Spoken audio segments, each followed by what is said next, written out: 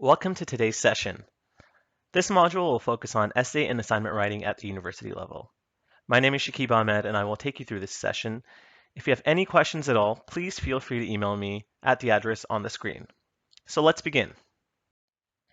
So a brief overview of what we're going to learn today is planning, writing, and editing essays. I'll show you a couple activities I use to kind of get my thoughts flowing in writing a paper.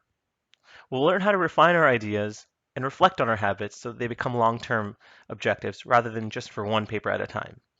We're also going to set goals for improved writing this year. And as always, I'll try to share some resources that I find very useful when writing a paper. A question I want you to keep in mind is, what is the hardest thing about writing an essay? As we go through this session, try to figure out where the gaps lie in your writing. Is it in your referencing? Is it in your body paragraphs? Or is it in your intros and conclusions? It's always nice to know where our shortcomings are so we can work on them and to improve them, and eventually they'll become our strengths. Now, there are three stages in writing that I like to use. These are three equally important stages. They are planning, writing, and editing. I say these are equally important because you can't really have one without the other. So stage one is planning. It's where you choose a somewhat specific topic and you go over the requirements from either your syllabus or lecture, which lets you know what the objectives of this assignment are. Next, you need to develop a timeline. Keeping the due date in mind, it's always important to work your way backwards. That way you can break it down into smaller tasks rather than writing the entire paper the night before it's due. Always consider your audience. Most papers you write will be academic and probably won't sound like a text message that you send your friends, so be mindful of that. In the planning stage, it's also important for you to acquire preliminary research articles and books. Some key places that I use to start my research to this date are either the University of Toronto Library Database, which is full of wonderful resources, or Google Scholar, which I feel like we all know how to access.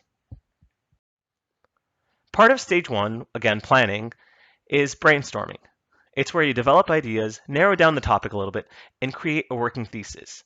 This is important because this is essentially what your paper is about. Also make sure to read course readings and other resources, and make notes.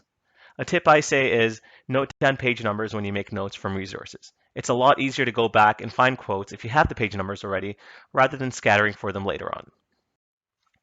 Also part of stage one is outlining.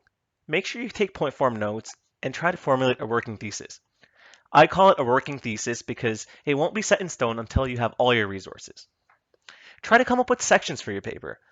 Use subtitles for essay paragraphs, and note down any examples or ideas you wish to explore. If you're writing a research report and not a paper, use the IMRAD method. It stands for Introduction, Method, Results, and Discussion and Conclusion. Try to fill these sections as you plan, and you'll see that most of your report is written by the time you even start writing. Now, a good practice activity I use is picking a random topic and brainstorming ideas to create an essay outline.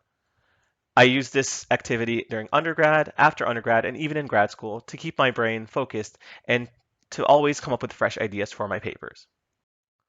So some topics that I'm interested in are traffic in Toronto, because I deal with it every day, global warming, because we should all take care of our planet, how sports can influence pop culture, because I just think it's interesting, and how esports fits into the sporting world. So the topic I'm going to use today to map out my essay outline is how sports can influence pop culture. So as you can see, I have the main question in the middle, how sports influences pop culture. And it breaks down into things such as leading sports figures, commercial endorsements, footwear, fashion, trends, fans, TV and media, and product placement. So why am I doing this diagram, you ask? Good question. Because by doing this, you're actually writing your paper.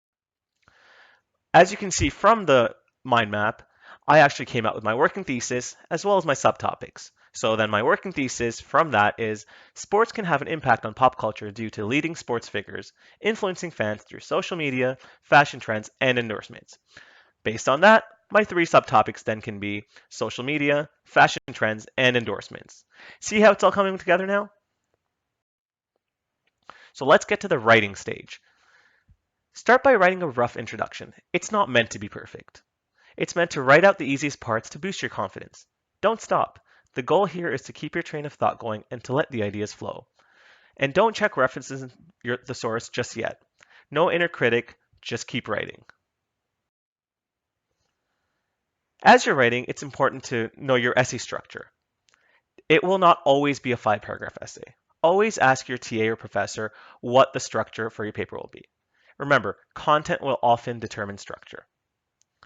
In this stage, make sure you have your sections mapped out and subsections if applicable. A good rule of thumb I like to use is that if something that you're trying to say, an idea or a concept, is more than 200 words, it usually deserves its own paragraph. But again, always, always, always check with your professors and TAs.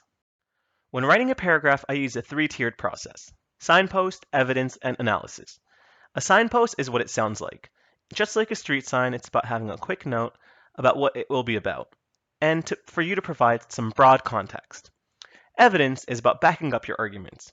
This includes statistics, data, examples, and other references you may wish to add. Analysis is what ties it all together. Why does it matter? What is your take on it? In sum, it's the so what of the paragraph. Why is it important to your paper, and why does what you said matter?